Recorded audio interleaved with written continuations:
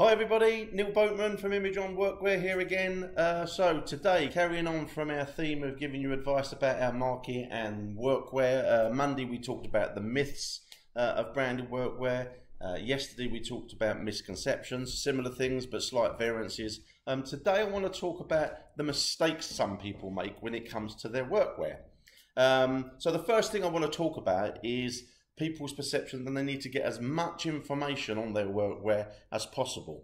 So I've said this a few times and it all overlaps as we go through this. There will always be a common theme, and that is that don't forget, when it comes to your brand, it's about recognition and consistency. So when it comes to your clothing, to cram it full of too much information just becomes confusing. You've got to bear in mind the application. What you're going to be wearing, are people actually going to see it? Is it worth that investment? We don't mind doing it, for example, because we can charge you more for it, but we're not about doing that. We're about giving you the right product with the right details and the right information, and that has the most impact for you with your brand.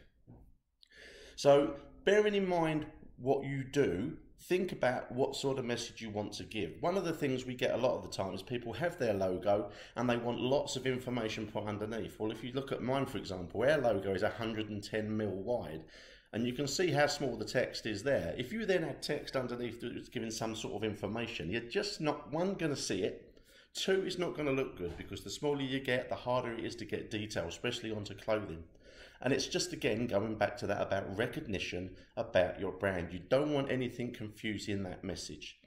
If you're a painter, a decorator, in the trades, builders, that sort of thing, it might be worth considering a message, a window cleaner, for example, on the back. But again, keep it simple. You don't want banks and banks and banks, excuse me, of text on the back, because people just, one, won't take the time to read it, and two, they just won't see it. So maybe a website, telephone number, or if you've got a tagline, they're the sort of things you might want to consider. Or again, your logo on the back may be a little bit bigger, and on the back you might want it printed rather than embroidered, because sometimes that's a bit more cost effective. So again, don't forget that the whole point of this is about recognition of your logo and identity. So that's the first sort of mistake that people make. So think about it. We will always guide you, but when you're starting that, before you even make that call, have a think about what message you want to give and how you want to be perceived in the clothing. So the other thing I've got down here is that people don't really consider the other applications when it comes to their logo. And again, this is a common theme. We're here talking about workwear specifically, but when it comes to your logo, you've really got to think carefully right at the start about all the different applications and ways you're going to put your logo out there. When it comes to clothing, is it going to be something where if you're in the trades, is it your actual workwear? So what do you need to, what information is vital to have on there? Really, it's probably just your brand. And you're going to be wearing something fairly casual, a t-shirt, like I do in the office here when we're doing work, but when I'm out having meetings, I might wear a polo shirt, a nice button-up shirt. So think of those different applications where you might want to have your logo put, and how you want that to be perceived by the customer. And people get a little bit caught up in that.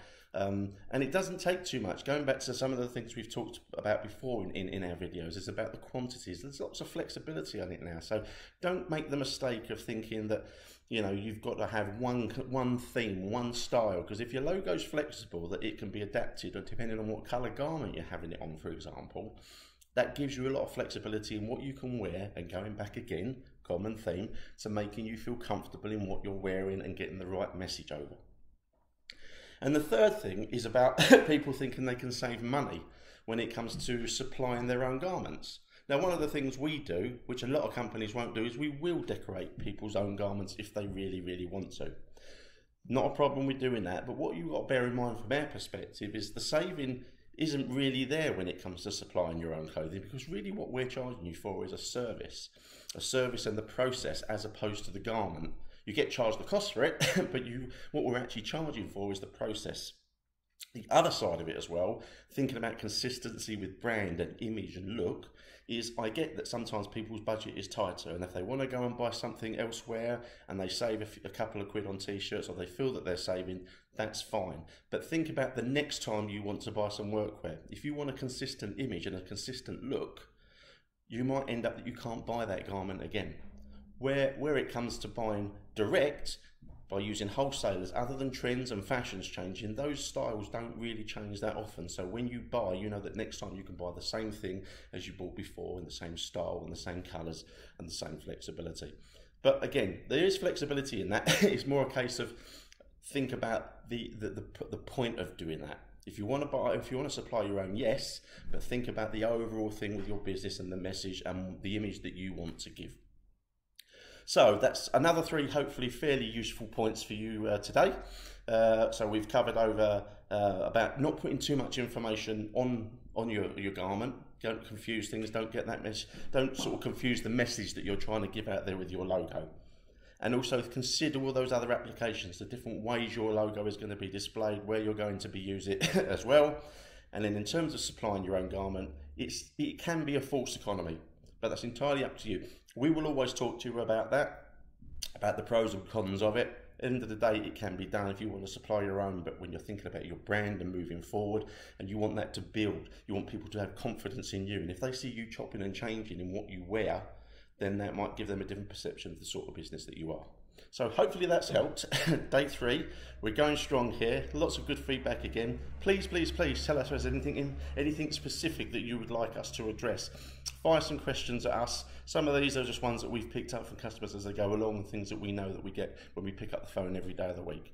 So it's Neill Boatman from Image on Workwear. As ever, don't forget you can get us on imageonworkwear.com. I'll be back again tomorrow with another video. Have a great day and good luck. Cheers. Bye.